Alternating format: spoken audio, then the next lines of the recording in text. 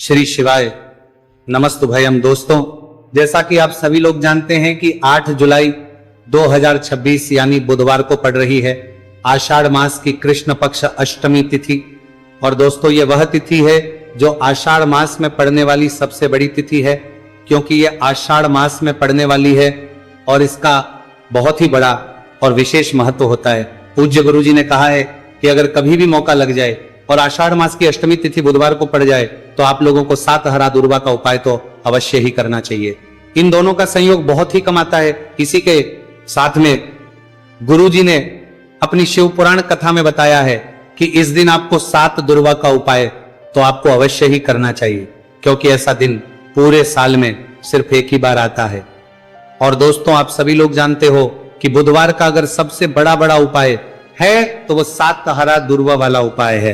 तो दोस्तों, इस बुधवार अष्टमी तिथि के दिन आप लोगों को इस 7 हरा दुर्वा वाला उपाय को जरूर करना है। बहुत सारे लोग होंगे जिन लोगों ने इस उपाय को ना किया हो, मतलब पूरा साल निकल गया, उन्होंने किसी भी दिन इस 7 हरा दुर्वा वाला उपाय को ना किया हो।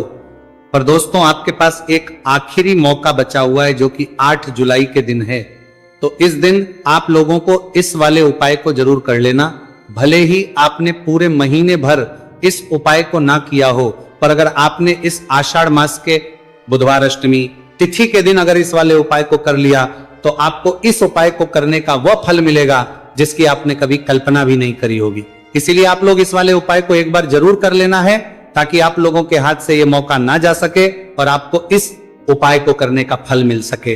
दोस्तों, ये उपाय पंडित जी ने अपनी अभी ही शिव महापुराण की कथा में बताया है, जिस उपाय को आज हम आपको बहुत अच्छे से समझाने वाले हैं। इस वीडियो को देखने के बाद इस उपाय को समझने के लिए आपको कोई और वीडियो को देखने की जरूरत नहीं पड़ेगी। तो चलिए दोस्तों, उपाय को शुरू करते हैं। देखिए, यह है इस आषाढ़ मास के बुधवार अष्टमी तिथि के दिन। यह इतना खास होता है, इतना महत्वपूर्ण होता है, देखा गया है कभी कभी बड़े बड़े पूजा पाठ अनुष्ठान से जो मनोकामना पूर्ण नहीं होते, वह आषाढ़ मास के बुधवार अष्टमी तिथि के दिन एक छोटे से उपाय करने से ही आपकी मनोकामना पूर्ण हो जाती है। और बहुत सारे लोगों ने इस उपाय को किया भी है और उनको इस उपाय को करने का फल भी जरूर मिला है। अगर आप लोग भी इस उपाय को करना चाहते हैं तो आप इस उपाय को पहले अच्छे से समझ लेना, सुन लेना, उसके बाद करना। आपको इस उपाय का फल जरूर ही, और इस उपाय को कर लेने से आपके घर में चाहे किसी भी प्रकार की दुख और समस्या क्यों ना चल रही हो, आपको उसका कारण भी नहीं पता है कि भाई ये समस्या किस कारण से चल रही है, उसका कुछ भी कारण हो सकता है। जैसे इसे पितृदोष हो सकता है या किसी भी तरह का मंगल दोष भी हो सकता है। तो इस दिन आप लोगों को यह वाला उपाय कर लेना है।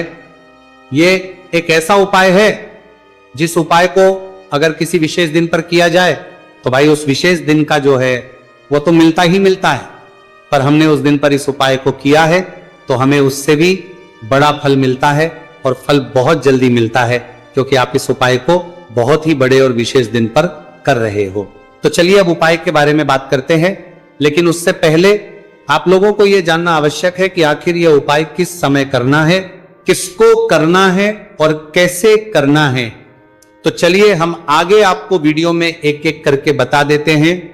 उससे पहले अगर आप लोग हमारे चैनल पर पहली बार हैं तो हमारे चैनल को सब्सक्राइब करना ना भूलें, और इस वीडियो को करके कमेंट बॉक्स में श्री शिवाय नमस्तुभयम ओम नमः शिवाय जरूर टाइप कर देना। तो दोस्तों, इस 7 दुर्वा वाला उपाय को हमें इस बुधवार अष्टमी तिथि के दिन कैसे करना है, किसको करना है, किस समय करना है और कहां पर करना है, ये सारे सवालों के जवाब आपको इस वीडियो में मिल जाएंगे। और जो ये वीडियो देखेगा भाई, उसको 7 हरा दुर्वा वाला उपाय जरूर करना चाहिए, क्योंकि इस दिन 7 दुर्वा का भी बहुत ही बड़ा और विशेष महत्व होता है।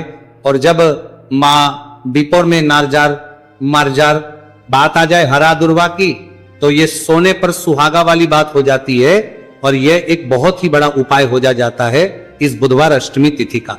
तो अब दोस्तों, इस 7 हरा दुर्वा वाला उपाय को आखिर करना किसको है, सबसे पहले हम लोग वो बात जान लेते हैं। तो देखो, घर की जो बड़ी माताएं बहनें होती हैं, उन माताओं बहनों में से कोई भी एक बड़ी माता बहन इस वाले उपाय को कर सकती है। और दोस्तों, अगर आप चाहें तो अपने घर में से सभी सदस्यों भी इस उपाय को करवा सकते हैं। अगर किसी व्यक्ति की खुद की कोई मनोकामना है, खुद की कोई दुख और परेशानी है, जो कि वो अपने लिए ही करना चाहता है, इस वाले उपाय को तो वो खुद अपने लिए भी कर सकता है।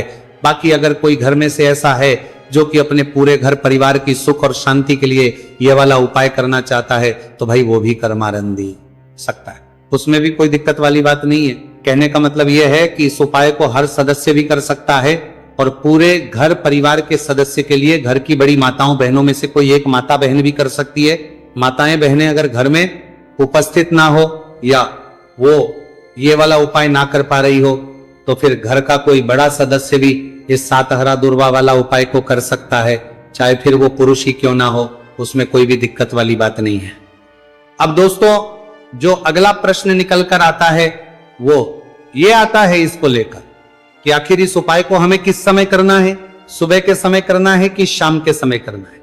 तो देखो, इस वाले उपाय को आप लोग सुबह के समय भी कर सकते हो और शाम के समय प्रदोष काल में भी कर सकते हो। अब अगर आप पूछो कि भाई सबसे उत्तम समय कौन सा रहेगा इस सातहरा दुर्वा वाला उपाय को करने का, तो हम आपसे बस यही कहेंगे कि इस उपाय को आप सुबह के समय करेंगे तो ज्यादा बेहतर होगा। बाकी अगर प्रदोष काल के समय भी करेंगे तो भी अच्छा होगा, उसमें कोई भी दिक्कत वाली बात नहीं है। तो अब दोस्तों, जो अगली सबसे बड़ी और महत्वपूर्ण बात आती है वो ये आती है कि सुबह अगर हम उपाय को करेंगे तो हमें कितने बजे से लेकर कितने बजे तक के बीच में करना है, और शाम के समय प्रदोष काल में करेंगे तो हमें कितने बजे से लेकर कितने बजे तक के लेंगे बजे के बीच में करना है। तो देखो, सुबह जितनी जल्दी हो सके आप उपाय को करने की कोशिश करना। बाकी अगर कारणवश लेट भी हो जाओ, थोड़ी देर भी हो जाए, तो 10 या 11 बजे तक भी आप उपाय कर लेना, पर 12 बजे से ज्यादा देरी ना हो, ठीक है, इस बात का ध्यान रखना। उसके बाद में दोस्तों, अगर शाम के समय प्रदोष काल की बात करें, प्रदोष काल का जो समय है होता है वो शाम के 6 बजे से शुरू हो जाता है। मतलब शाम के 6 बजे से लेकर शाम के 6 बजे से रात के 8 बजे के बीच का जो समय होता है, यह समय प्रदोष काल का समय होता है। तो इस उपाय को 7 या 8 बजे के बीच में भी कर सकते हो। मैं आप कभी भी इस वाले उपाय को कर सकते हो, उसमें कोई भी दिक्कत वाली बात नहीं है। तो आषाढ़ मास का महीना ही है जो आपको धन, दौलत, पुण्य दोनों ही देने वाला है। आषाढ़ मास के महीने में तुलसी का पूजन करके, श्री हरि विष्णु से जुड़े हुए कुछ उपाय करके आप अपने जीवन की निर्धनता, धन से जुड़ी समस्याएं, कर्जे से जुड़ी समस्याओं को हमेशा के लिए दूर कर सकते हैं। भगवान विष्णु को तुलसी अति प्रिय है, इसलिए उनकी पूजा में भी विशेष रूप से हम तुलसी का उपयोग करते हैं। और बिना तुलसी दल के, बिना तुलसी मैया के श्री हरि विष्णु की पूजा और उनका भोग दोनों ही अधूरे होते हैं। इसलिए आषाढ़ मास के महीने में ऐसा उपाय आपको बताने वाले हैं जिसे करने से श्री हरि विष्णु की असीम कृपा आपको मिलेगी और मां तुलसी से ऐसा आशीर्वाद मिलेगा। जीवन का हर दुख, हर कष्ट, गरीबी, निर्धनता, कर्जे से जुड़ी समस्याएं, सब कुछ ही आपके जीवन से दूर हो जाएगा और सुख, समृद्धि, धन, वैभव, ऐश्वर्य सब कुछ आपको अपने जीवन में आसानी से मिलने लगेगा। तो चलिए बात कर लेते हैं कि कौन सा उपाय है, तुलसी के पौधे में कौन सी चीज आपको रखनी है और इस उपाय को किस समय करना है। देखिए, सबसे पहले तो आपको बता दें कि अगर आपके घर में तुलसी का पौधा नहीं है तो आषाढ़ मास के महीने में एक तुलसी का पौधा अपने घर में लाकर जरूर लगाएं, क्योंकि आषाढ़ मास के महीने में जो लोग अपने घर में तुलसी जी का पौधा लाकर लगाते हैं, मां तुलसी का पूजन करते हैं, कभी भी मां तुलसी उनके घर में निर्धनता नहीं रुकने देती है। हमेशा उनके घर में धन की वृद्धि होती है, धन की वर्षा होती है। तो जरूर से तुलसी का पौधा आप आषाढ़ मास के महीने में अपने घर जरूर लेकर आए और अच्छे से आपको मां तुलसी का पूजन करना है, मां तुलसी के पौधे की देखभाल करनी है। और वो कौन चीज है जो आपको तुलसी के पौधे में आषाढ़ मास के महीने 8 जुलाई बुधवार अष्टमी तिथि में रखना है, और कैसे ये चीज रखते ही रातों रात आपके जीवन में चमत्कार होगा और आपके भाग्य का भी आपको साथ मिलेगा। तो देखिए, इस वीडियो में जितने भी उपाय हम आपको बताएंगे सभी उपाय सरल है। देखो, गुरुजी ने कहा है कि बुधवार के दिन आपको सातहरा दुर्वा वाला उपाय तो अवश्य ही करना चाहिए। वीडियो के अंतिम में आपको उपाय बताया है, आपको करना है। देखो, आगे बढ़ने से पहले वीडियो को एक लाइक जरूर करें। देखो, सबसे पहला उपाय, यदि आपके जीवन में कर्जा बहुत अधिक है, आपके जीवन में संकट बहुत अधिक रहते हैं, आपके ऊपर बहुत अधिक विपदा आ रही है, बार बार आपको अपने व्यापार में और अपने धन में हानि देखने को मिल रही है, यानी कि आपको प्रत्येक कार्य में हानि हो रही है, तो आपको यह उपाय करना चाहिए। इस उपाय को करने के लिए आपको दो चीजों की आवश्यकता होगी। सबसे पहले है, आप जानते हो, जो कि भगवान गणेश जी को समर्पित होती है, तो आपको वो हरा दूर्वा की आवश्यकता होगी, साथ ही में एक लोटा जल की आवश्यकता होगी। और आप जब भी उपाय को करें, जिस दिन भी आपको करें, तो आपको प्रातः कल सुबह वह करना है। इस बात का विशेष रूप से आपको ध्यान रखना है, ठीक है। तो आपको एक हरा दूर्वा लेनी है। अगर आधा हरा दूर्वा भी मिल जाती है तो भी कोई दिक्कत नहीं है, बस आपको हरा दूर्वा है। अगर ज्यादा ना मिले तो उस स्थान पर एक हरा दूर्वा भी ले सकते हैं। हरा दूर्वा आपको आसानी से कहानी पर भी मिल जाएगी। बस याद रखिएगा, शुद्ध दूर्वा, और मतलब उसे शुद्ध करके ही उपयोग में लीजिएगा, है ना। तो आपको करना क्या है, एक हरा दूर्वा या एक से ज्यादा भी हरा दूर्वा आप लोग ले सकते हैं। तो एक हरा दूर्वा अपनी ले लीजिए। एक हरा दूर्वा के साथ में आप एक लोटा जल ले लीजिए और इन दोनों ही चीजों को लेकर शिवाजी के मंदिर पहुंच जाइए। जी के मंदिर पहुंचकर सबसे पहले आप शिवाजी के पास में बैठ जाइए। शिवाजी के पास में बैठने के बाद जो शिवाजी की शिवलिंग होगी, शिवलिंग के ऊपर सबसे पहले आपको यह दूर्वा को समर्पित करना है। दूर्वा को कुछ इस प्रकार से समर्पित करना है कि जो दूर्वा की दांडी का मुख होगा वह जलधारी की तरफ हो, जहां से जल नीचे करता है ना। और जो हरा दूर्वा का मिला हुआ भाग होगा वो अपने आप शिवाजी के पीछे की तरफ हो जाएगा, ठीक है।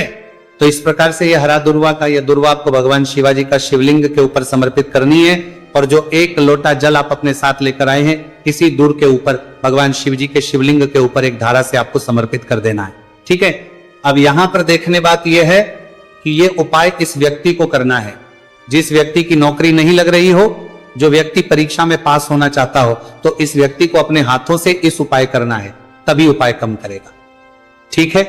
उपाय को करने के बाद आपको 3 महीने उपाय आपको कब तक करना है, जब तक कि आपकी नौकरी ना जाए। जब तक आप इस उपाय को नियम के साथ करो, आपकी नौकरी जरूर लगेगी। अब बात करते हैं दूसरे उपाय के बारे में। तो देखिए, दूसरे उपाय जो है, देखिए, इस उपाय के लिए आपको मात्र 1 लौंग का जोड़ा लेना है, यानी कि 2 फूल वाली लौंग लेनी है।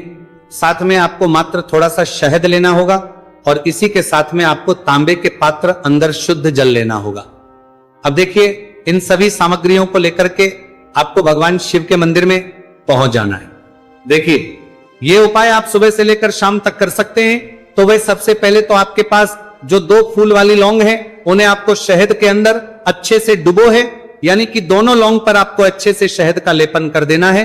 अब आपको जो आपके पास एक लोटा जल है, सबसे पहले तो उसे शिवलिंग पर धीरे धीरे समर्पित करना है और श्री शिवाय नमस्तुभयम इसका जाप करते हुए समर्पित कर देना है। अब आपके पास जो 2 फूल वाली लौंग है शहद से, उसे आपको शिवलिंग पर अर्पित करना है और आपको प्रार्थना करनी है कि जीवन में जो रोग की स्थिति है वो समाप्त हो, जीवन के जो संकट और समस्याएं हैं वो सभी समाप्त हो, जीवन से जो कर्ज की समस्या है वो समाप्त हो। इस प्रकार से प्रार्थना करते हुए ये जो 2 फूल वाली लौंगी शहद संयुक्त आपको शिवलिंग पर अर्पित कर देनी है। आपकी जो भी समस्या होगी इस बुधवार के दिन अवश्य ही समाप्त हो जाएगी। तो इस प्रकार से आपको पहला उपाय करना है। अब हम बात कर लेते हैं दूसरे उपाय के बारे में। देखिए, यह उपाय आपके लिए सर्वश्रेष्ठ होने वाला है। देखिए, इस उपाय के लिए आपको चाहिए होंगे 5 हरा मूंग के दाने, और मूंग के दाने कहीं से भी खंडित नहीं होने चाहिए, इस बात का ध्यान रखें। और इसी के साथ में आपको एक तांबे के पात्र के अंदर अपने घर से शुद्ध जल 1 लोटा जल ले लेना है। अब दोस्तों, इन सभी सामग्रियों को लेकर के आपको सीधे पहुंच जाना है भगवान शिव के मंदिर में। देखिए, इस उपाय को भी आप सुबह भी कर सकते हैं और शाम के समय में भी कर सकते हैं। देखिए, भगवान शिव के मंदिर में पहुंचने के बाद आपके पास जो 5 हरे मूंग हैं, उनमें से पहला जो हरा मूंग है, आपको शिवलिंग के सामने जो नंदी महाराज होते हैं और उनका जो पैर उठा हुआ होता है, वहां पर आपको पहला हरा मूंग समर्पित करते हैं और आपको श्री शिवाय नमस्तुभयम इसका जाप कर लेना है। फिर आपको दूसरा हरा मूंग लेना है और शिवलिंग पर जो श्री गणेश जी वाला स्थान होता है, वहां पर आपको यह दूसरा हरा मूंग समर्पित कर देना है, यानी कि शिवलिंग के सीधे तरफ आपको यह दूसरा हरा मूंग समर्पित करना है। और फिर आपको ओम गण गणपते नमः या फिर ओम श्री गणेशाय नमः इसका जाप कर लेना है। तीसरा हरा मूंग का दाना आपको भगवान शिव की सबसे प्रिय पुत्री माता अशोक सुंदरी वाले स्थान पर समर्पित करना। शिवलिंग की जो जलाधारी होती है, जहां से जल बह करके आता है, उसी जलाधारी के बीच में जो कहीं कहीं उठी हुई लाइन होती है सांप की आकृति के रूप में, वहीं पर आपको तीसरा हरा मूंग समर्पित करना है और फिर आपको ओम नमः शिवाय इसका जाप कर लेना है। अब दोस्तों चौथा जो हरा मूंग है उसे आपको भगवान कार्तिकेय जी का जो स्थान होता है शिवलिंग पर, वहां पर आपको ये चौथा हरा मूंग का दाना समर्पित कर देना है और आप ओम नमः शिवाय इसका जाप कर लेना है। अब दोस्तों आपके पास जो पांचवा और अंतिम हरा मूंग बचा हुआ है उससे जल के पात्र के अंदर डाल देना है और इस हरे मूंग से युक्त जल से आपको भगवान शिव के शिवलिंग का अभिषेक कर देना है। जल आपको बिल्कुल धीरे धीरे समर्पित करते जाना है और लगातार आपको शिव महापुराण के मूल श्री शिवाय नमस्तुभयम इसका जाप करते रहना है। फिर आपको शिवलिंग के आगे बैठकर यदि आप अपने बच्चों के लिए यह उपाय कर रहे हैं, यदि आप अपने बच्चों की बुद्धि ज्ञान और विवेक के लिए उपाय कर रहे हैं तो उसके लिए आपको प्रार्थना कर लेनी है, या फिर व्यापार में वृद्धि करने के लिए यह उपाय कर रहे हैं तो उसकी कामना करते हुए आपको प्रार्थना कर लेनी है, या फिर अपनी नौकरी के लिए कर रहे हैं, या फिर अपने इंटरव्यू के लिए, या फिर धन की प्राप्ति के लिए कर रहे हैं, जिस भी कामना के लिए आप उपाय कर रहे हैं उसे परिपूर्ण करने के आपको महादेव से प्रार्थना कर लेनी है और फिर आपको वापस अपने घर आ जाना है। पूज्य गुरु जी ने कहा है कि जो भी व्यक्ति इस उपाय को कर लेता है तो यकीन मानिए आपके जीवन की जो सारे संकट, कष्ट और बाधाएं ही वह सभी समाप्त होंगे। अब हम बात करते हैं अगले उपाय की। इस उपाय के लिए आपको एक दीपक लेना है। दीपक आप मिट्टी का भी ले सकते हैं और शुद्ध आटा मढ़कर उसका दीपक भी आप तैयार कर सकते हैं। अंदर गोल बाती का प्रयोग करना है और दीपक के अंदर आपको शुद्ध घी का प्रयोग करना है। इसी के साथ में आपको मात्र एक फूल वाली लौंग लेनी होगी। अब ये एक दीपक और एक फूल वाली लौंग लेकर के सीधा आपको पहुंचना होगा बरगद के वृक्ष के। वहां पर देखिए सबसे पहले तो आपके पास जो एक फूल वाली लौंग है उससे आपको बरगद के वृक्ष की जड़ में समर्पित करना है। देखिए अगर आपके जीवन में कोई भी बड़ा संकट आने वाला है, कोई बड़ा कष्ट आने वाला, तो वह इस उपाय के माध्यम से दूर होने वाला है। महादेव की विशेष कृपा रहेगी कि जो भी संकट आपके जीवन में आने वाला होगा वह भी दूर हो जाएगा। तो आपको एक लौंग समर्पित करनी है बरगद के वृक्ष की जड़ में और वहीं पर आपको जो है गोल बाती वाला दीपक जो आप लेकर के गए हैं उससे भी वहां पर प्रज्वलित कर देना है। वटकेश्वर महादेव का स्मरण करते हुए देखिए जब भी आपको जीवन में साल लगने लगे कि आपके जीवन में कुछ भी अच्छा नहीं चल रहा है तब भी आपको इस प्रकार करना है। तो इस प्रकार से आपको यह उपाय करना है। अब हम जान लेते हैं चौथे विशेष उपाय के बारे में। देखें यदि आपके विवाह में, शादी में कोई भी समस्या आ रही है, यदि आपका जो कर्ज है वह दिन पर दिन बढ़ते ही जा रहा है, तो आपको यह चमत्कारी उपाय करना चाहिए। कोई भी समस्या अगर जीवन में है तो उसे दूर करने के लिए आपको यह उपाय करना चाहिए। मंगल दोष से जुड़ी हुई समस्या भी है तब आपको यह उपाय करना चाहिए। देखिए इस उपाय के लिए आपको एक तांबे के पात्र के अंदर अपने घर से शुद्ध जल लेना है और इसी के साथ में आपको एक चुटकी लाल चंदन लेना होगा। अब आपको क्या करना है कि जो लाल चंदन आपने लिया है उसे आपको उससे जल के पात्र के अंदर डाल देना है और यह जल जो है आपको लाल चंदन से युक्त तैयार कर लेना है और यह लाल चंदन से युक्त जल आपको भगवान शिव के मंदिर में लेकर के पहुंचना है। लेकिन